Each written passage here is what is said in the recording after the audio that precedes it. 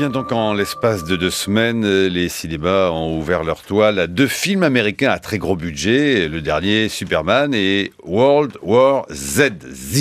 Ça sera pour demain en France en tout cas. Au menu donc, super-héros et apocalypse. Super-héros en collant pour Superman et un super-héros en jean pour Brad Pitt demain, a priori. Rien de bien nouveau, une vieille recette de cinéma.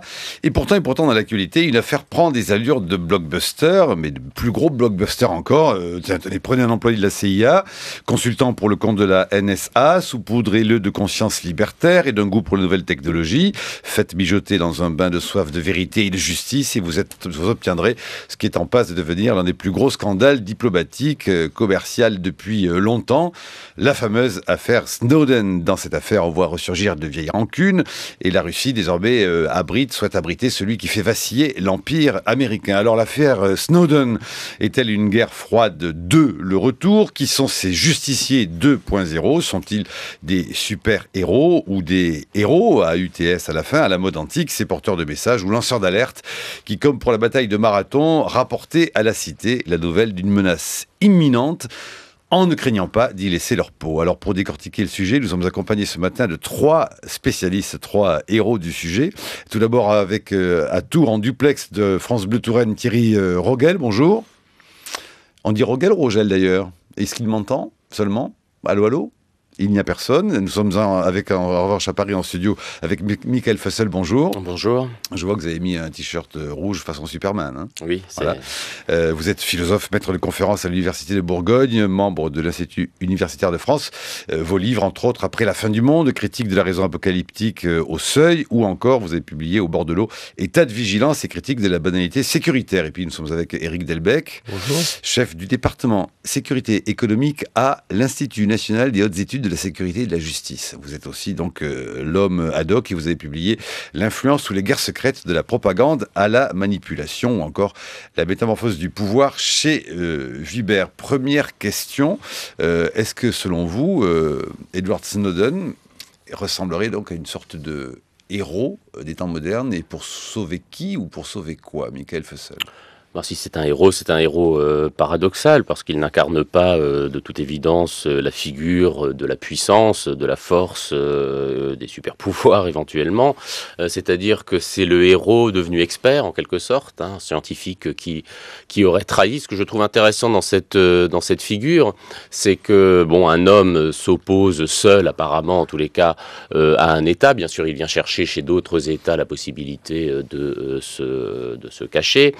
Mais que d'une certaine manière, sa figure trahit une certaine impuissance des États, une impuissance liée à leur dépendance à l'égard des nouveaux médias ou des nouvelles technologies, l'Internet, qui, d'une certaine manière, puisque c'est un outil qui au départ était censé être l'outil exclusif des États, et en l'occurrence d'ailleurs, si j'ai bonne mémoire, de l'armée, s'est démocratisé, et que par conséquent, il y a des individus du type Snowden qui deviennent des experts, en quelque sorte, de cet instrument, et qui sont en mesure de révéler, je dirais, ce qui relève traditionnellement de la raison d'État. La raison d'État, c'est bien l'idée qu'il y a tout de même un certain nombre de domaines dans lesquels l'État est seul compétent.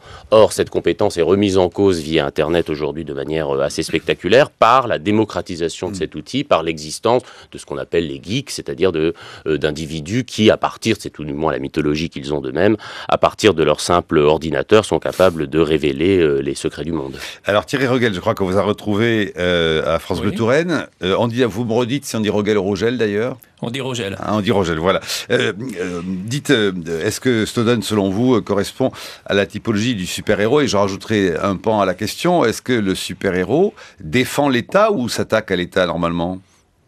Alors, ça dépend de la période. Alors, je vais être obligé de prendre un tout petit peu de temps. Ça dépend de la période du super-héros. Ça date des années 38, 38-40. En fait, il y a chaque mouvement, chaque période d'engouement pour les super-héros correspond en fait à un type d'interrogation particulier. En simplifiant un petit peu, alors effectivement, durant les années 40, quand il y a eu Superman, par exemple, ou Captain America, c'était effectivement un homme au super-pouvoir qui défendait une idée de la liberté, mais surtout une nation, la nation américaine. Mais dans les années... Alors ça correspondait a priori pas trop à Snowden aujourd'hui. Dans les années 60, l'image du super-héros, c'était quand même quelqu'un qui, au-delà des super-pouvoirs, était un personnage civilement fragile, qui avait du mal à s'intégrer. C'est vrai que si on regarde la biographie de Snowden et d'autres, vous dites, hein, chez les ça pourrait super-héros, coller. vous dites le super-pouvoir chez les super-héros est en général contrebalancé par un handicap soit physique, soit psychologique, soit social. Dans les années 60, oui. Oui. Alors, et dans les années 2013 ? Alors dans les années, disons à partir des années 80 jusqu'aux années 2000, la question, en général, les récits de super-héros posent plutôt la question de la légitimité du pouvoir ou du super-pouvoir. Le récit fondateur de ce point de vue, c'est celui qu'on appelait Watchmen, où on voit des super-héros vieillissants qui abusent de leur pouvoir et qui dérivent, et on repose sur la vieille question philosophique de qui surveillera les surveillants, qui gardera les gardiens, et quels sont les dangers de la dérive du pouvoir. Alors, il nous faut donner la parole maintenant à l'homme de la spécialité de ces questions, notamment de guerres secrètes, de guerres économiques, d'espionnage industriel. Éric Delbecq, Edward Snowden, pour vous, c'est un héros ou c'est juste un traître ? Non, moi je pense que c'est ni un héros ni un traître. Je crois que ça peut à la rigueur être un héros malgré lui. Alors c'est vrai que c'est intéressant cette évolution. Qui est aussi une figure du héros dans la mythologie et le cinéma américain. Oui, mais qui est une figure effectivement récente et qui a quand même des caractéristiques qui l'éloignent considérablement du reste de ces figures mythiques, voire mythologiques. Effectivement, quand Chester Hezigal, à la fin des années 30, invente Superman, et quand il donne lieu à une longue filière de super-héros, y compris jusque dans les années 80, et il y a effectivement des espèces de petits flots où de temps en temps le super-héros est un peu moins proche de l'État américain ou de la légitimité sociale, mais globalement quand même, il se débrouille toujours pour être l'apologue de la nation américaine, de l'État, de la collectivité. Aujourd'hui, ce qui est intéressant avec un gars comme Snowden et quelques autres, on pourrait prendre celui de Julian Assange et tous les geeks de manière générale, comme on dit. Et les lanceurs d'alerte. Oui, tout à fait. C'est que c'est en fait quelque part Monsieur Tout-le-Monde, c'est-à-dire on se polarise sur leurs compétences technologiques. Mais finalement, ce qui est intéressant, c'est que c'est Monsieur Tout-le-Monde et que c'est Monsieur Tout-le-Monde qui, à partir effectivement de ses compétences et d'une logique d'expertise, va dénoncer ce qui lui apparaît, non pas comme une raison d'État pour le coup, mais comme une déraison d'État. Donc c'est un autre modèle. Il l'a dit, je suis déçu par Obama. Oui. Ah bah alors ça, c'est la grande nouveauté notamment qu'on voit dans cette affaire, c'est qu'on se rend compte que Obama est un président américain comme les autres. Et vous savez, en Europe, on a toujours, nous, cette petite manie de penser qu'il y a les méchants républicains et les gentils démocrates qui adorent l'Europe. Qui seraient très de gauche, les gentils démocrates. Voilà, et alors ça c'est tout à fait attendrissant, parce que c'est vraiment une manie européenne. Ça ne correspond à rien dans la réalité américaine. Thierry Rogel, Éric Delbecq disait un instant, c'est un peu le Monsieur Tout-le-Monde. C'est quand même, après tout, un peu le propre du super-héros que d'avoir une double personnalité et d'en avoir une, notamment, à savoir d'être un peu n'importe qui, quoi. Regardez, il paraît même que dans le dernier Superman, il a du poil sur le torse, vous voyez, donc il est normal, quoi, a priori. Oui. Non. Effectivement, surtout. Mais quand ils sont pas over épilés avec des collants moulants, c'est des Monsieur Tout-le-Monde. C'est des Monsieur Tout-le-Monde. Bon, moi j'ai travaillé surtout sur la période des années 60 où effectivement le discours qu'il y avait à travers les récits, enfin qui perçait à travers les récits, c'était celui avant tout de l'intégration d'un monsieur qui n'est pas forcément tout à fait Monsieur Tout-le-Monde, qui est surtout quelqu'un qui a du mal à s'intégrer dans la société. Et c'était la thématique qu'il y avait derrière les super-héros, qu'on retrouve un petit peu chez certains de ces lanceurs d'alerte, effectivement. Alors, cela dit, ça correspond exactement au portrait. Ce que vous dites à Thierry Rogel, c'est assez troublant de Snowden. Snowden, lorsqu'il avait 20 ans, écrivait sur Internet « Les grands esprits n'ont pas besoin de l'université pour gagner en crédibilité. Ils obtiennent ce qu'ils veulent en entrant discrètement dans l'histoire. » Il faut savoir que Snowden, en 2003, avait rejoint l'armée pour, selon ses dires, participer à la lutte pour libérer les populations opprimées. Mais il a déclaré s'être cassé la jambe au cours de l'entraînement et a été réformé 4 mois plus tard. Pour quelqu'un qui voulait rentrer discrètement dans l'histoire, c'est assez raté quand même, non ? Oui, je veux bien vous croire, oui. Éric Delbecq. Oui, non, c'est vrai que c'est effectivement un petit peu raté, mais cet épisode de vouloir se dévouer pour une cause, alors là, pour le coup, elle est typique, j'allais dire, du héros plein ou du héros malgré lui. Moi, ce que je trouve intéressant, déjà, c'est l'univers mental de Snowden ou d'autres. Effectivement, on le note, ce côté un petit peu anarcho ou libertaire, peu importe la manière dont on veut le qualifier, mais en tout état de cause, il y a chez ces gens-là sans doute un arrière-plan qui est très fort, qui associe la technologie, le geek, et tout un arrière-plan idéologique de la société dérégulée, où l'État n'est pas oppresseur. Il y a pour le coup de la contre-culture, de la culture contestataire américaine derrière tout ça, et effectivement, il y a de plus en plus l'idée que ce qui est en train de se construire aux États-Unis est relativement dérogatoire, ne correspond pas à l'image que nous en avons comme une grande démocratie, et de ce point de vue-là... Et ça va correspondre quoi, à la vision de George Orwell dans 1984 ? Si on ne peut pas le porter totalement à l'excès, oui, il y a un petit côté Big Brother nous menace, et je suis assez frappé dans l'ordre des commentaires. J'ai eu l'occasion de voir l'analyse de François Géré dans Libération, et moi je m'inscris en faux contre l'ensemble. Alors, il n'en est que le porteur, il y en a quelques-uns. On a globalement un camp atlantiste qui nous explique que, en fait, les services de renseignement agissent un petit peu pour leur compte, que c'est juste une question de remise au pas et que la Maison-Blanche va y remettre bon ordre. Et je crois qu'il y a une incompréhension fondamentale sur ce que les États-Unis sont en train de devenir depuis le 11 septembre. Une réaction, un commentaire, est-ce que vous êtes d'accord ou pas d'accord, Michael Fussell, sur cette question-là, au fond, est-ce que ça vous rassure ou ça vous inquiète, pour le philosophe que vous êtes, de savoir que celui qui lève le voile sur la vérité est considéré comme un ennemi pour les uns, un héros, on va arrêter avec super-héros, mais et un héros pour les autres? Je ne crois pas que ce soit très nouveau, ça. Déjà, dans la figure, si vous voulez, des héros antiques, il y a toujours cette idée d'une parole, on pense peut-être à Oedipe, d'une parole de vérité qui émane d'un individu d'abord marginal. Bon, ce qui est certainement tout à fait nouveau ici, et qui d'ailleurs rend peut-être la question des héros ou du héros aussi intellectuellement intéressante, c'est que évidemment elle traduit l'imaginaire de l'homme. Les héros, y compris d'ailleurs ceux dont on fait aujourd'hui par le cinéma la force apparente, sont de plus en plus, les super-héros sont de plus en plus des êtres vulnérables, fragiles, voire parfois dépressifs ou névrosés. Ils ont d'énormes problèmes. Voilà, ils épousent d'autant plus l'humanité qu'ils épousent sa fragilité. Et ça, si vous voulez, sans faire un parallèle trop massif, mais cela relève quand même aussi d'une évolution de la perception que nous avons de ce que c'est qu'être un être humain. Si on compare par exemple, pour prendre un autre domaine, les déclarations des droits de l'homme, les premières du XVIIIe siècle françaises américaines, on insistait sur les droits positifs, affirmatifs, sur l'autonomie de l'homme, sur sa puissance. Bon. Et puis quand on regarde ce qui se produit après la Seconde Guerre mondiale, déjà la déclaration de 48, on insiste de plus en plus sur l'homme comme vulnérabilité, comme fragilité, du fait même des drames et des tragédies qui ont lieu dans la Seconde Guerre mondiale. Et vous qui avez écrit après la fin du monde, critique de la raison apocalyptique, est-ce que Snowden se situe dans la lignée de ceux qui savent que le monde est en danger, qu'ils doivent le défendre? C'est-à-dire que pour devenir un héros, il faut-il encore avoir conscience, un peu avant tout le monde, que nous avons construit un monde qui court à notre propre perte? Oui, certainement. Ce sont des techniciens qui sont a priori les mieux à même de savoir quels sont les dangers de la technique. Ensuite, si vous voulez, cette figure du MacGyver de l'apocalypse, en quelque sorte, me paraît un peu discutable, mais il est certain que là aussi, les évolutions récentes font que les peurs les plus massives que nous éprouvons aujourd'hui sont des peurs qui mêlent à la fois une certaine angoisse à l'égard de la technologie et puis quelque chose de beaucoup plus ancien, à savoir la méfiance, voire la défiance à l'égard des États, y compris lorsque cet État se présente comme la plus grande démocratie du monde. 8h17. Je suis un peu déçu, je pensais que vous viendriez avec votre cape, vous aussi. Mais tant qu'il n'y aura pas l'image, je ne mettrai pas ma cape. Brice Couturier, c'est à vous. Traître ou héros? La presse américaine se concentre sur la personnalité d'Edward Snowden. Le jeune hacker, il vient de fêter ses 30 ans, qui a raté son bac, est devenu agent de sécurité à l'université du Maryland avant de décrocher un poste de technicien informatique à la CIA.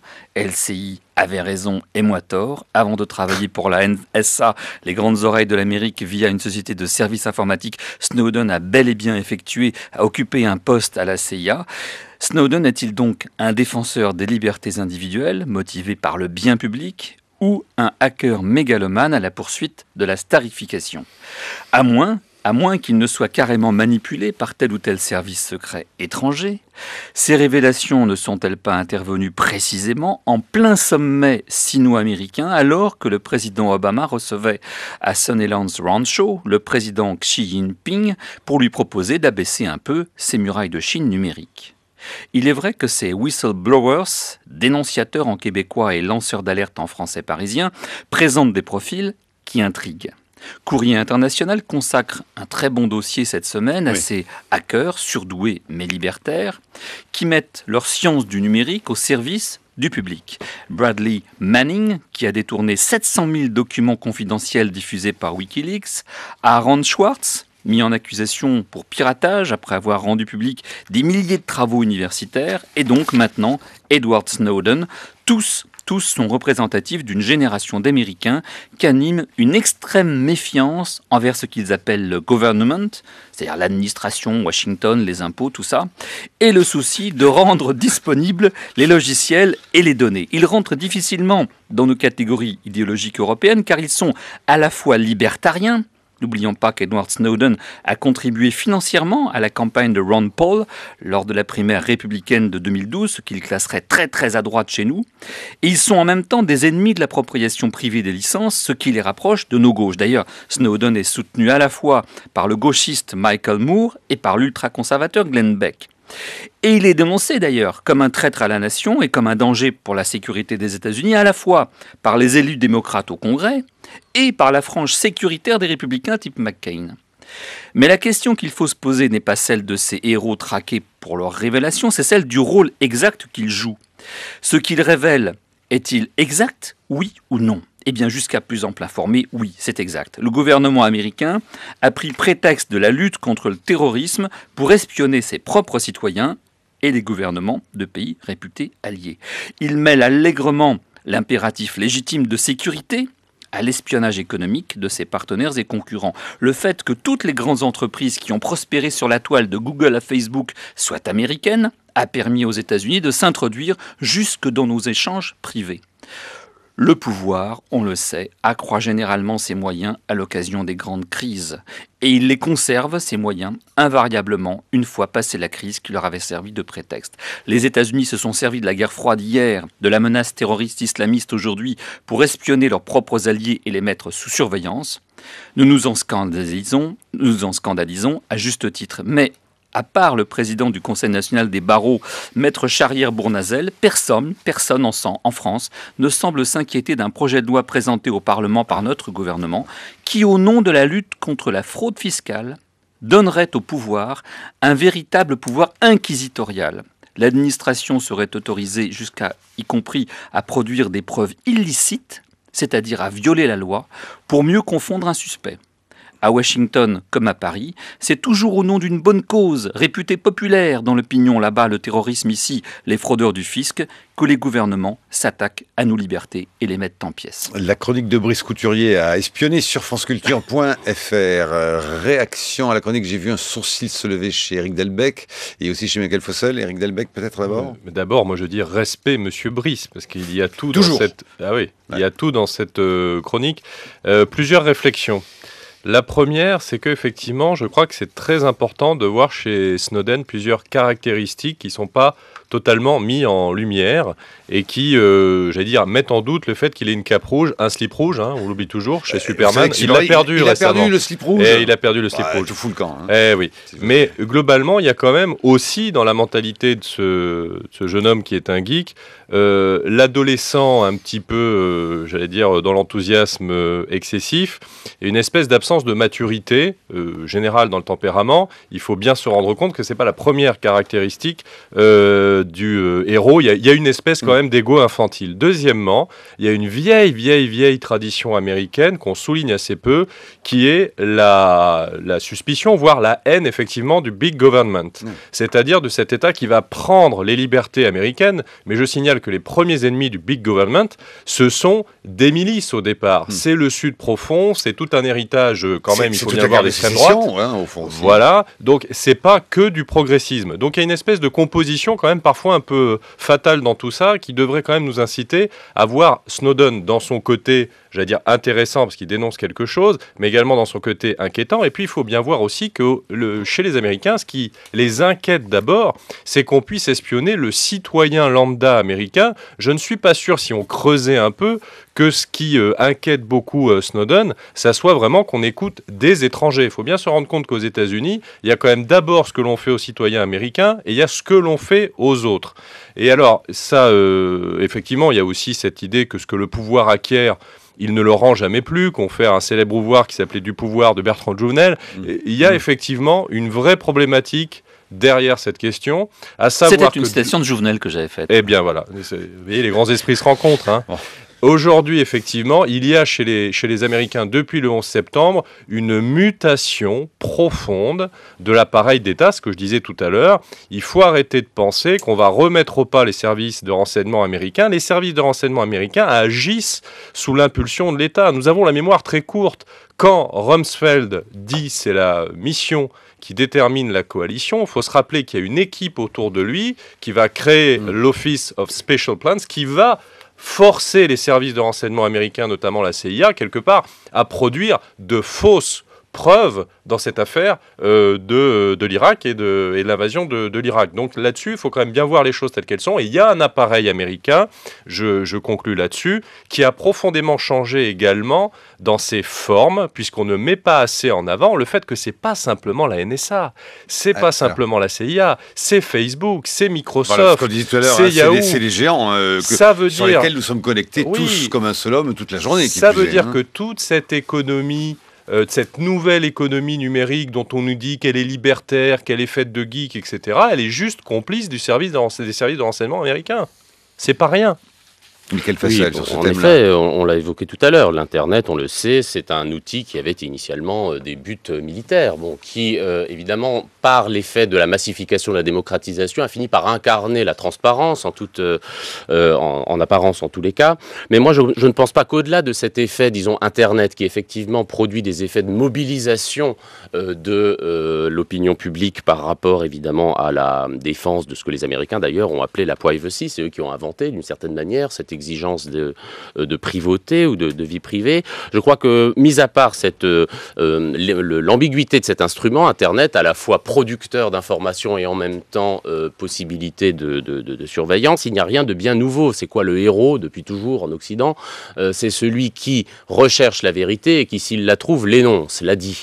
D'une certaine manière, le Snowden est aussi un cas de cela, c'est-à-dire qu'il est dépositaire d'une vérité dont il juge simplement qu'elle doit être rendue publique, précisément parce que nous sommes dans des démocraties, c'est-à-dire dans des sociétés qui font, à tort ou à raison d'ailleurs, de la transparence, d'une espèce de fluidité de l'information, une vertu en soi. Et par conséquent, d'une certaine manière, lui et les médias qui reprennent ces affirmations, et les États parfois, comme Poutine qui se réinvestit en défenseur des droits de l'homme, ne font que jouer la transparence contre précisément ceux qui la défendent en apparence. Mais c'est toujours le vieux problème, encore une fois, du rapport entre le pouvoir et la vérité. On le voit aussi dans le cas Assange, jusqu'à quel point le pouvoir d'État, ici pour ce qui nous concerne, peut-il survivre à l'énoncé d'une vérité relative à ses propres fonctionnements ou à sa propre action. Je voudrais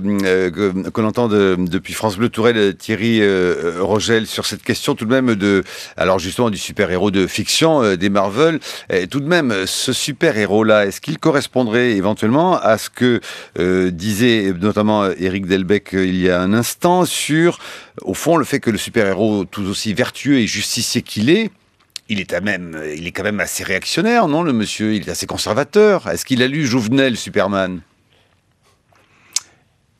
Vous avez des questions surprenantes. Est-ce qu'il a lu Jouvenel? Vous êtes sur France Culture. Non, oui. Non, mais le dernier Superman, il faut quand même qu'il soit très croyant, conservateur, très catholique, très bien, quoi. Oui, mais attendez, là, chez Snowden, sur ce que j'en ai compris, il y a une version qu'on peut appeler conservatrice au sens français du terme, mais enfin, c'est aussi un libertarien, si j'ai bien compris. Hein. Donc c'est plus complexe que ça. Et puis la figure libertaire ou libertarienne, pardon, c'est une figure qu'on connaît très très mal en France. Hein. Donc c'est un petit peu plus. Mais particulier. le super-héros, votre Superman ou votre Spider-Man, s'il fallait un peu le définir dans la vie réelle, il est conservateur ou il est émancipateur? Mais ça tout dépend de la période.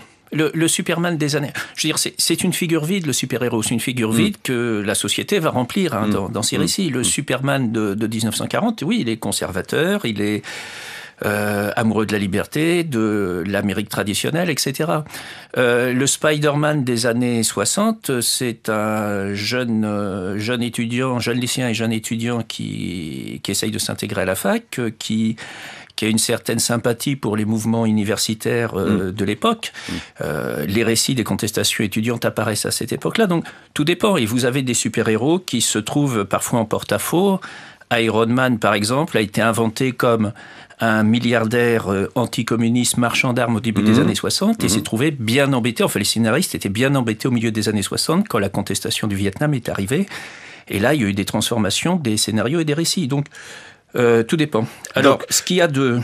Donc le super-héros est une source de malentendus. On peut adhérer aux travaux d'Hercule d'un super-héros et sans se rendre compte qu'on peut adhérer à des choses tout de même parfois un peu douteuses, non? Ou voire très réactionnaires.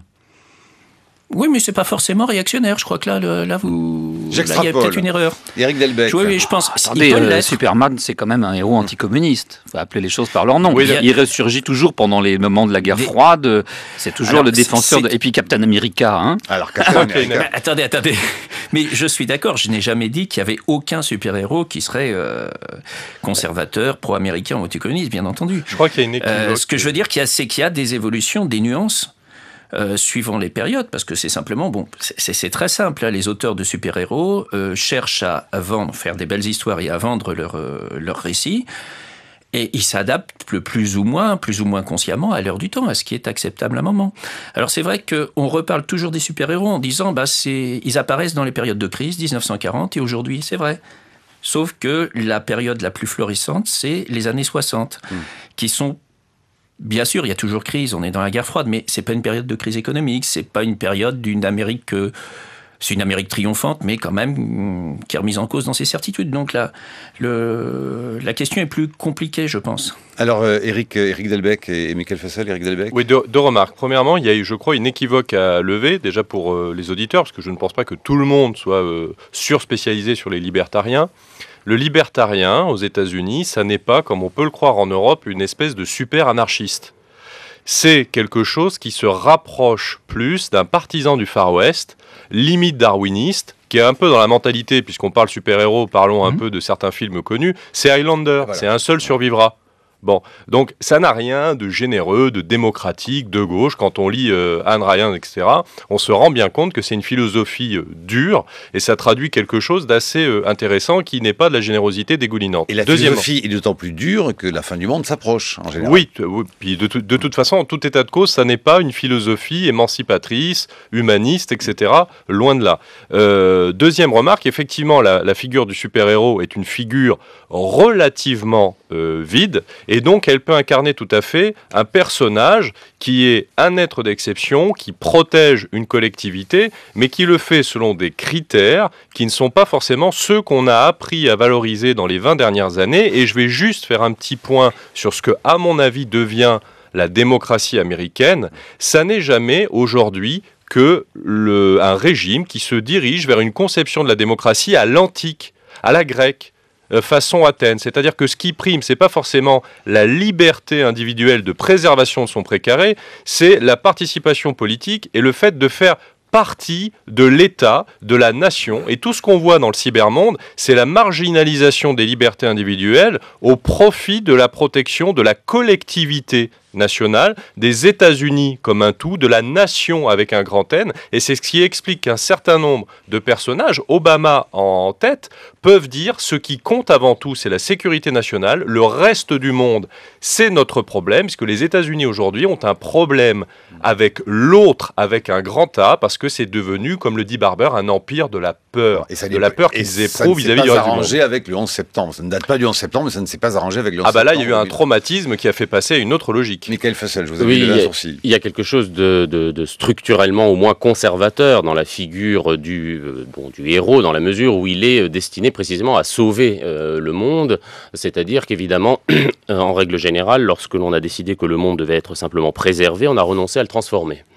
Et précisément dans les à la fois les films, mais c'est peut-être pas ce qui est le plus fondamental, les représentations contemporaines de la catastrophe, elles sont quand même typiquement caractéristiques d'époque, en l'occurrence la nôtre, qui avons rompu avec l'idée de progrès, ou qui ne voyons dans le progrès que la possibilité du désastre. Et par conséquent, il y a dans les représentations, disons, apocalyptiques de fin du monde, qui sont toujours présentes à l'arrière-plan de ces films, l'idée selon laquelle, en quelque sorte, l'homme se représente, se retourne contre lui-même, son invention destinée en principe à transformer le monde, met en péril la demeure sur laquelle pour l'instant, la seule demeure sur laquelle il puisse habiter. Et ce qui fait aussi qu'apparaît, d'ailleurs, je crois que c'est le cas dans le film de Brad Pitt que vous avez évoqué au début, ou avec Brad Pitt, une autre figure peut-être plus intéressante et plus révélatrice que celle du super-héros aujourd'hui, c'est celle du zombie, c'est-à-dire celle de la condition humaine, ou de l'espèce humaine plus exactement, qui se retourne contre elle-même pour se nourrir en quelque sorte d'elle-même. Et on sait bien que les indignés, par exemple, ont repris cette métaphore, disons, des morts vivants pour représenter leur propre colère, comme si, d'une certaine manière, à partir du moment où le progrès, l'homme idéal, le surhomme ne peut plus être représenté positivement, et pour des raisons qui sont tout à fait légitimes, lorsqu'on sait ce qu'ont donné un certain nombre d'idéologies de transformation radicale de l'humain, eh bien, que reste-t-il ? Il reste la figure négative, la figure effrayante, apocalyptique du zombie ou de la fin du monde, comme une sorte, je dirais, de représentation symétrique de l'avenir par rapport à celle du progrès. Le progrès, c'était l'idée que l'avenir était ouvert à nos volontés et à nos transformations. La catastrophe, dont peut éventuellement nous sauver un seul individu, et généralement pas une institution, la catastrophe, c'est l'avenir qu'il faut éviter à tout prix. Alors, de quelle catastrophe, sur la question économique, industrielle ou diplomatique, selon vous, veut nous sauver Edward Snowden, Éric Delbecq? Ah, mais moi, je pense que Edward Snowden veut nous sauver de rien du tout. En tout cas, en ce qui nous concerne, nous, Européens. Il est effectivement dans ce qu'on décrivait tout à l'heure, dans une lutte assez personnelle. Que révèle-t-il qui est catastrophique ? Ah, il révèle quelque chose qui est peut-être pas catastrophique, mais en tout cas est inquiétant.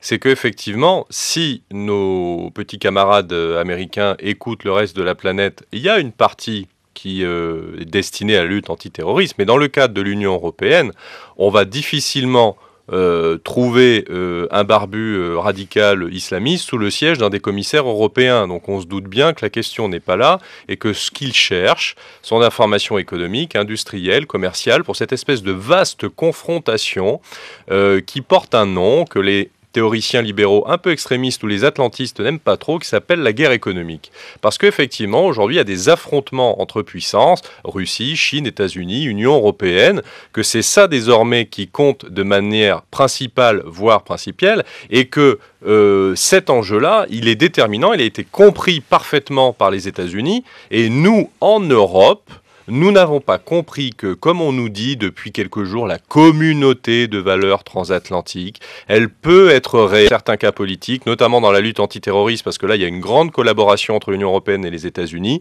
mais cette communauté de valeurs dans le domaine économique, ça fait longtemps qu'elle a explosé. Le temps des Cold Warriors, c'est fini. La guerre froide, c'est fini. Je laisse la parole à l'abri, ça met juste un exemple. Qu'est-ce qu'on espionne, quoi? Des brevets pour des avions, des brevets technologiques? C'est quoi l'espionnage? On espionne tout, c'est-à-dire on espionne des négociateurs pour savoir quelle va être la position des différentes personnes à la table des négociations commerciales. On peut espionner des entreprises pour savoir effectivement en R&D quels sont leurs résultats. On peut essayer de faire parler leurs hauts cadres pour avoir de l'information. On peut faire du recrutement hostile. On peut aller pirater les ordinateurs des voyageurs d'affaires.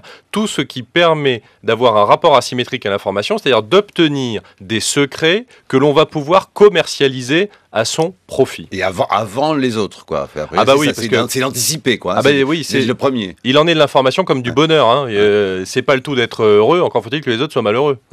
Si vous voulez un exemple, Marc, il est donné aujourd'hui dans Le Figaro par un ancien député UMP qui est spécialiste de l'intelligence économique, Bernard Carayon, qui dit qu'on a identifié, les Américains ont identifié des opportunités économiques et ils ont listé notamment des sous-traitants d'Airbus en vue de les faire racheter par Boeing.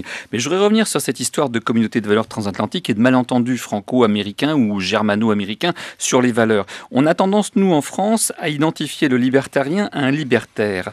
Or, le libertarien américain n'a rien à voir avec le libertaire européen. C'est un hyper-individualiste. C'est un rebelle, c'est pas un révolutionnaire. Et effectivement, je trouve que dans le cadre que vous venez de préciser, qui est celui aux États-Unis, d'un retour fort du sentiment civique, d'un certain holisme nationaliste américain patriotique face au reste du monde, parce que les Américains se ressentent comme une espèce de citadelle assiégée et n'ont pas confiance dans leurs propres alliés, c'est très intéressant. Et ça m'amène à la question que j'ai envie de vous poser aujourd'hui. Il y a un contexte international, j'y ai fait allusion. Ces révélations de Snowden sont intervenues. Alors, je ne veux pas faire la théorie du complot comme toujours, mais là, il y a vraiment un problème. En plein sommet sino-américain. En général, on évite la théorie du complot. Oui, mais là, écoutez, il y a quand même deux faits. Il y a un sommet sino-américain, ces révélations qui montrent que les Américains, que Obama se sert de Facebook, de Google et compagnie pour aller espionner tout ce qui se dit sur la toile, ça arrive à ce moment-là. Ça arrive également au moment où s'ouvrent les négociations euro-américaines. On nous apprend que la commission de Bruxelles elle-même est sous écoute américaine. Et comme par hasard, Snowden demande l'asile politique à la Russie. Tout ça fait quand même beaucoup, vous ne trouvez pas ? Oui, mais s'il y a un intérêt quand même dans cette histoire, c'est qu'elle permet de voir le caractère totalement mythologique de l'affirmation libérale du doux commerce. Hein, c'est-à-dire qu'au fond, le commerce, c'est ce qui se substituerait naturellement et pacifiquement surtout à la guerre dans les relations entre États. Mais enfin, je dirais que d'une certaine manière, là aussi, c'est faire preuve peut-être un peu de naïveté de croire que l'on découvre ça aujourd'hui. Il n'y a quand même guère, à mon sens, que dans les esprits extrêmement emplis de moralité, de quelques technocrates européens. On y a cru quand même. Oui, certainement. On en fait autant, voyons. L'on ouvre. Oui, non, justement, mais que l'on ouvre des discussions transatlantiques sur le commerce avec les États-Unis en pensant qu'en réalité, il n'y a pas de guerre économique, il n'y a pas là d'enjeu de puissance. C'est-à-dire cette idée que le commerce, en quelque sorte, l'économie, va atténuer les différences de puissance, ce qui est quand même une aberration totale. Éric Delbecq. Oui, il y a 3 objections que je trouve intéressantes. Premièrement, effectivement, il n'y a pas de doux commerce entre les hommes, et ça, c'est une fantaisie qui est née d'un héritage effectivement libéral, 18e, qui pouvait être vrai à l'époque, mais qui ne l'est plus aujourd'hui. L'économie, c'est la guerre. Faut être bien clair. Ça fait un peu slogan, mais il y a quand même un peu de ça. Deuxièmement, effectivement, on peut toujours se dire, mais est-ce qu'il n'y a pas une manipulation derrière tout ça ? On peut peut-être pas, ne pas dire complot, mais manipulation. Ça peut être possible. C'est-à-dire, Snowden peut aussi avoir été manipulé, mais on ne le saura pas, ou en tout cas pas tout de suite. Et il ne faut jamais mésestimer dans les affaires d'État ce qu'on appelle le théorème de la connerie. C'est-à-dire qu'il y a un moment donné où effectivement on peut prendre des mesures qui ne sont pas totalement rationnelles. Il n'est pas totalement rationnel pour l'appareil américain d'avoir tant de sous-traitants. Je rappelle que Snowden était chez Booz Allen Hamilton, et d'avoir un certain nombre de gens qui sont tellement en cercle concentrique autour de l'État qu'au bout d'un moment, il y a bien la possibilité qu'il y en ait un qui fasse un petit craquage.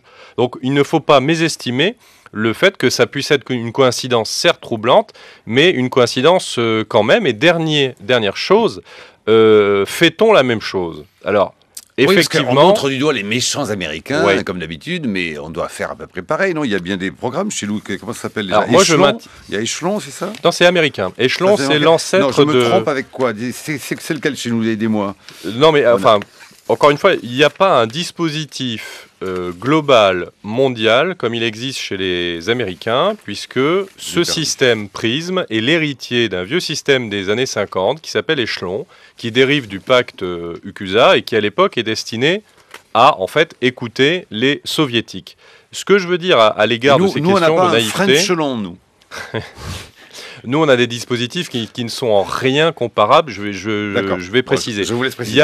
Il y a effectivement, je crois qu'il faut le poser au centre du débat, il y a une naïveté européenne qui consiste à penser que même si effectivement il y a des phénomènes internationaux un peu déplaisants, notamment l'espionnage, globalement cette idée de confrontation économique des grandes puissances n'est pas le centre du débat géopolitique. Il y a, moi je le constate tous les jours au vu de mes fonctions, il y a dans la sphère publique une certaine naïveté. Il y a deuxièmement qui contribue à accentuer cette naïveté, l'idée, je le redis, qu'il y a une communauté de valeurs transatlantiques. On oublie souvent que l'ensemble de nos responsables de services publics, vu que vous savez qu'en France, on a une promotion par l'âge, à l'ancienneté, ceux qui aujourd'hui dirigent l'ensemble de nos services de sécurité ont quand même été façonnés par l'époque de la guerre froide, par le fait que l'ennemi c'était le rouge, c'était le soviétique, et il y a des vieux réflexes sur le fait que nos camarades américains, c'est quand même nos camarades, et il y a de ce point de vue-là une naïveté. Et c'est normal aussi, puisqu'au fond, Captain America, sa vocation était de lutter contre les nazis.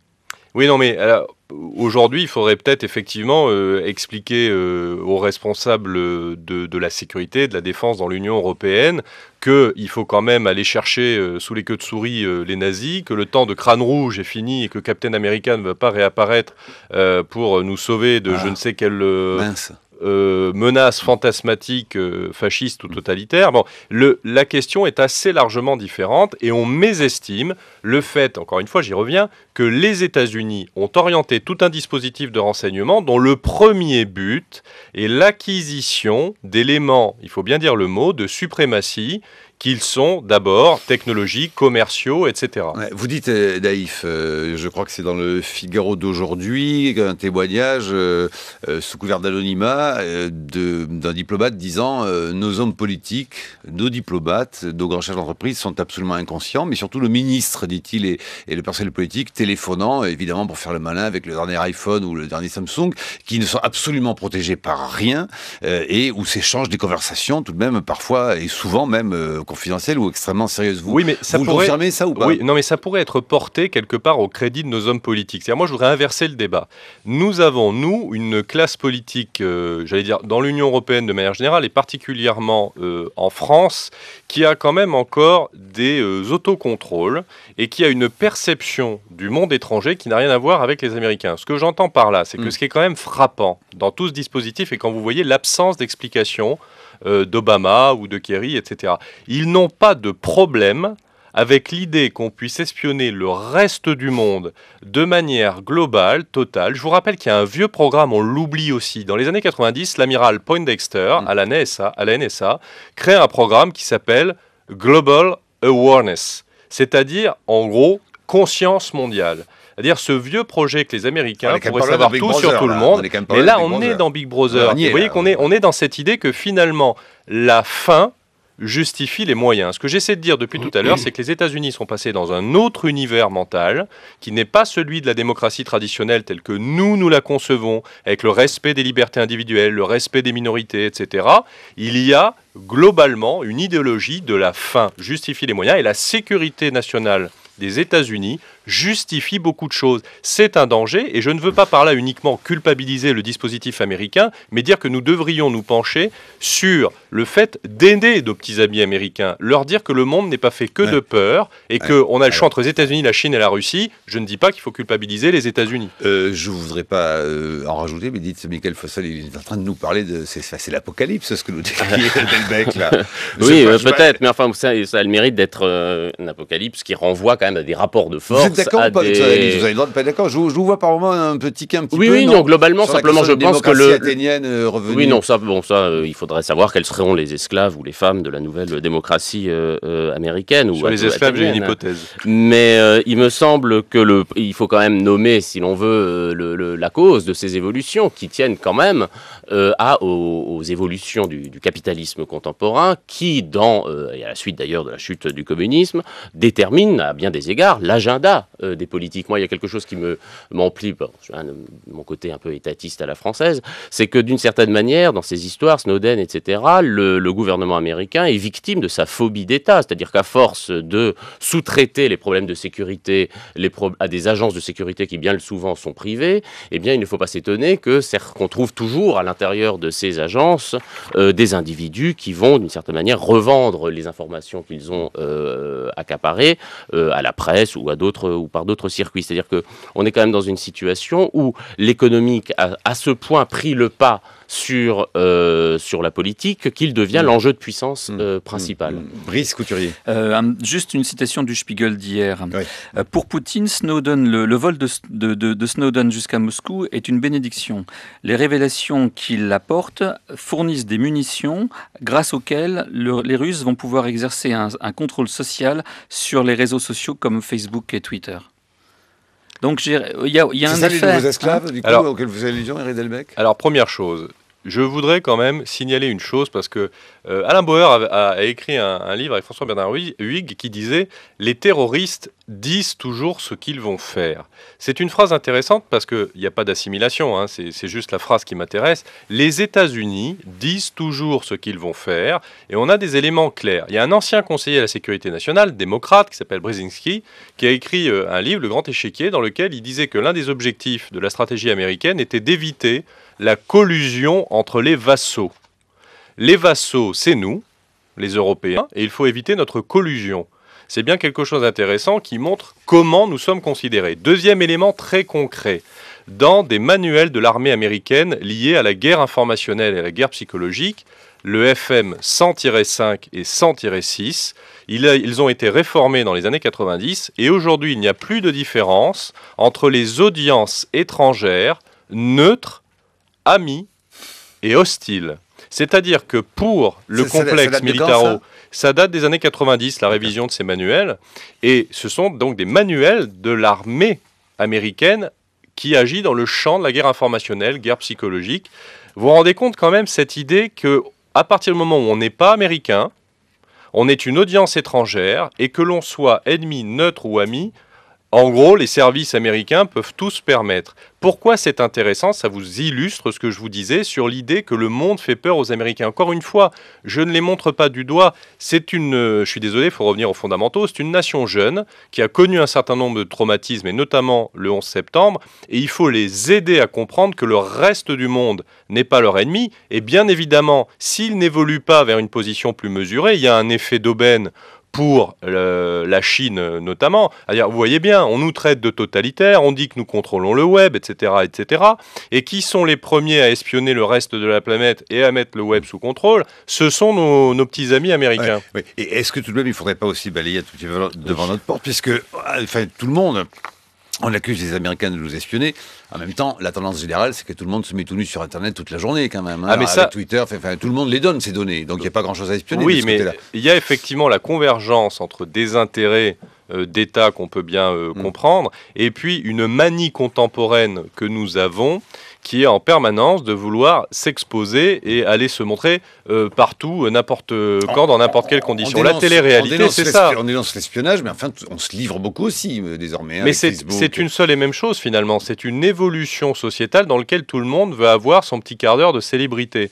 Et donc, on est prêt à n'importe quoi, à se montrer sous toutes les coutures, si ça peut apporter ce petit quart d'heure de célébrité. Donc oui, les grandes évolutions d'État, elles elles se basent sur des grandes évolutions sociétales aux États-Unis, comme en Europe, comme ailleurs. Snowden craint-il pour sa vie? C'est à moi que la question s'adresse. C'est à Michael Fossel. Vu la médiatisation actuelle, pas dans l'immédiat, à mon avis. Comment il fait pour pas s'entrer les mailles du filet comme ça, quand même? Il y a encore des interstices, c'est-à-dire que... Ça fait penser à ce film-là dont on parlait hors micro tout à l'heure. Avec notre ami Matt Damon et Jason Bourne, oui. Non, et alors, c'est Jason Bourne, tu l'as dit, c'est très proche. On n'a encore pas vu sauter d'un immeuble à un autre et casser 3 portes de suite. Parce que vous n'étiez pas là. Et voilà, et puis peut-être qu'à ce moment-là, il avait son slip rouge et sa cape rouge. Mais il y a encore des interstices. C'est-à-dire qu'il y a aussi un imaginaire médiatique qui veut nous faire croire, notamment que nos amis américains sont tout puissants technologiquement et qu'on pourrait aller retrouver une mouche au fond d'une grotte. Bon, ça marche quand même pas comme ça, le renseignement. Hein, il faut revenir à des choses plus terre à terre. Il y a des espaces dans lesquels il est compliqué pour n'importe quelle puissance d'intervenir. Il y a des incidents diplomatiques possibles. On ne veut pas non plus faire des martyrs. Donc effectivement, Snowden, il a encore 2-3 capacités à passer entre les mailles du filet. Et maintenant, je vous rappelle que son problème principal, c'est quand même de trouver un endroit où il va pouvoir durablement s'établir. Quand vous voyez où en est Julian Assange, c'est l'avenir qui est compliqué pour eux. Mais ils vont lui trouver une chambre dans la maison de Depardieu en Russie, vraisemblablement. Tout à fait. Peut-être montrant-il un cybercafé ou une chaîne de restaurants, tous ensemble. Demain, Brad Pitt sauve le monde des zombies, World War Z. encore l'apocalypse, une fois de plus, donc Bah oui, effectivement, c'est-à-dire que l'apocalypse, les problèmes de sécurité, tout cela, ça crée de l'évidence. Il est certain que s'il faut sauver le monde ou s'il faut sauver, pourquoi pas aussi le système des retraites, eh bien, tout le monde sera d'accord sur un principe sauvons le système de retraite un principe des de salut, oui. Et pour le sauvons, annulons-le d'ailleurs. Donc si vous voulez, il y a quand même un point commun. Et là, l'Europe, pour le coup, n'est quand même, et la France en particulier, n'est pas à la remorque, malheureusement, des États-Unis. Et la sécurité, c'est quand même imposé depuis maintenant une vingtaine d'années comme le principe de légitimation de la plupart des politiques publiques, que ce soit dans le cadre pénal ou dans le cadre même de la sécurité économique.